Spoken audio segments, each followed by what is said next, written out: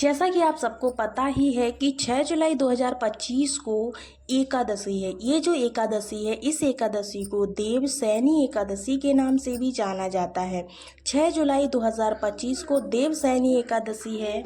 ये दिन पूरी साल में एक बार ही आता है जो कि देवसैनी एकादशी होती है। एकादशी तो आपकी पड़ती हैं बहुत सारी, लेकिन ये जो एकादशी 6 जुलाई 2025 को है, देवसैनी एकादशी है, हिंदू धर्म में बहुत ही महत्वपूर्ण मानी जाती है, क्योंकि इसी दिन से भगवान विष्णु 4 महीने के लिए क्षीर सागर में योग निद्रा में चले जाते हैं, जिसे चातुर्मास की शुरुआत भी कहते हैं। इस दौरान शुभ मांगलिक कार्य जैसे विवाह, गृह प्रवेश आदि वर्जित होते हैं। देवसैनी एकादशी पर भगवान विष्णु की विशेष पूजा अर्चना की जाती है ताकि उनकी कृपा आपको प्राप्त हो सके।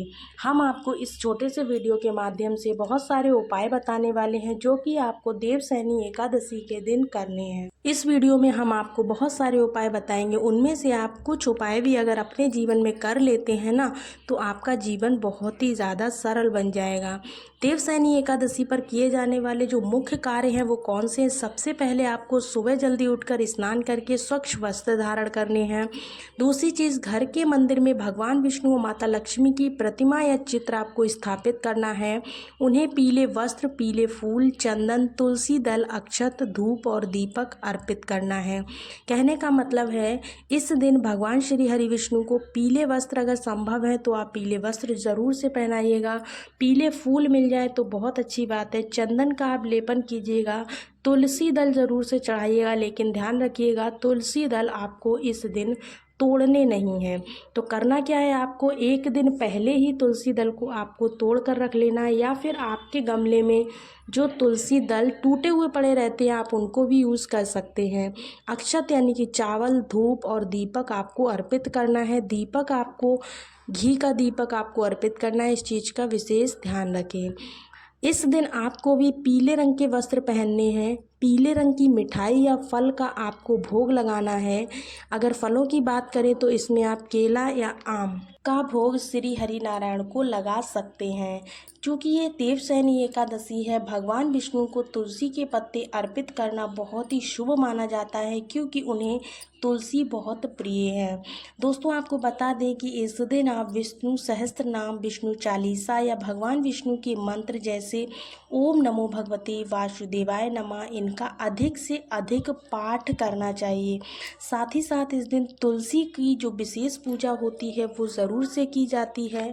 इस विशेष पूजा के लिए देवसैनी एकादशी के दिन तुलसी पूजन का विशेष महत्व है। तुलसी के पौधे के पास में आपको एक मिट्टी या आटे का दीपक बना करके उस दीपक के अंदर एक गोल बाती लगा करके घी भरना है, तब उस दीपक को प्रज्वलित करना है। ध्यान रहे, दीपक प्रज्वलित करते समय आपको दीपक के नीचे हल्दी ज़रूर से रखनी है। अगर हल्दी आप नहीं रखते हैं तो ये दीपक आपका पूर्ण नहीं माना जाएगा। दोस्तों, ये जो देवसैनी एकादशी है, इस पर आपको तुलसी माँ से अपनी मनोकामना पूर्ण करने के लिए एक विशेष कार्य करना है। जो क्या है, तो आप इस पर तुलसी माँ पर लाल चुनरी जरूर से चढ़ाएं। इससे आपकी जो भी मनोकामना होगी वह ज़रूर से पूरी होगी।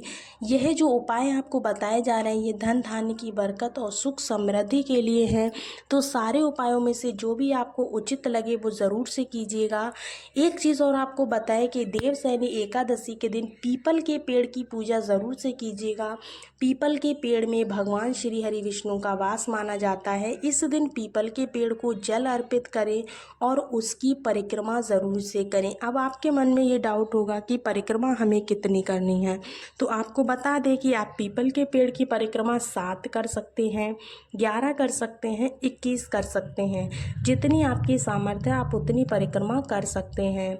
साथ ही साथ आपको एक घी का दीपक पीपल के पेड़ के नीचे ज़रूर से जला देना है। इस एकादशी पर या फिर किसी भी एकादशी पर आपको पीले रंग की वस्तुओं का दान ज़रूर करना चाहिए, जैसे कि चने की दाल है या पीली मिठाई है। पीले वस्त्र आपको दान करने चाहिए, पीले फल आपको दान करने चाहिए, गुड़ हो गया, चना दाल हो गई आदि का दान आप अगर गरीब या ज़रूरतमंद को कर देते हैं तो इससे आपके जो भी दोष हो, ग्रह दोष हो, पितृ दोष हो या फिर मंगल दोष हो, गुरु दोष हो, जो भी दोष आपके ऊपर होते हैं ना, वो सारे के सारे कटते चले जाते हैं और आपके जीवन में शुभता देखने को मिलती है। तो आप किसी भी गुरुवार के दिन या फिर किसी भी एकादशी पर आपको पीली चीज़ों का दान ज़रूर से करना चाहिए। साथ ही साथ दोस्तों, अगर संभव हो तो आपको देवशयनी एकादशी का व्रत ज़रूर से रखना चाहिए। इस दिन आपको भूल कर भी अनाज है, दाल है, चावल है, इनसे बने हुए भोजन का सेवन नहीं करना है, बल्कि आपको फल और दूध का सेवन करना है या फिर फलाहार करके रहना है। व्रत के बाद द्वादशी तिथि के शुभ मुहूर्त में आपको पारण करना है। अगर आप पारण विधि जानना चाहते हैं तो उसके लिए हम एक सेपरेट वीडियो बना देंगे, जिसमें आप पूरी पारण की विधि देख सकते हैं। आपकी कुछ विशेष मनोकामनाओं के लिए आपको बता दें, अगर नौकरी नहीं मिल पा रही है, बहुत दिनों से परेशान है, व्यवसाय नहीं चल पा रहा है, करियर में सफलता नहीं मिल रही है, ऐसे में आपको भगवान विष्णु को पीले फूल और पीले वस्त्र अर्पित करने चाहिए। इसके बाद में पीले रंग की मिठाई, केला या अन्य व्यंजन का भोग लगाएं। सबसे अंत में आपको विष्णु सहस्त्रनाम पाठ का करना है। एक पीले कपड़े में पीले और मीठे फल बांधकर किसी गरीब या ब्राह्मण को दान कर दीजिए। आपके जो भी नौकरी के योग हैं, करियर में सफलता के योग हैं, बनने लगेंगे। इससे आपका गुरु मजबूत होगा। गुरु मजबूत होता है तो सारे कार्य खुद ब खुद बनने लगते हैं। साथ ही साथ आपको एक और विशेष चीज़ बता दें कि धन लाभ और समृद्धि के लिए आपको एक कार्य करना है। देवशयनी एकादशी पर दक्षिणावर्ती शंख से भगवान विष्णु का अभिषेक करें। अपने घर में दक्षिणावर्ती शंख लाएं और उसका विधि पूर्वक पूजन करें। तुलसी के पौधे के पास शुद्ध घी का दीपक जलाएं और भगवान विष्णु का ध्यान करें। अगर आप धन लाभ पाना चाहते हैं तो ये उपाय ज़रूर से करिएगा।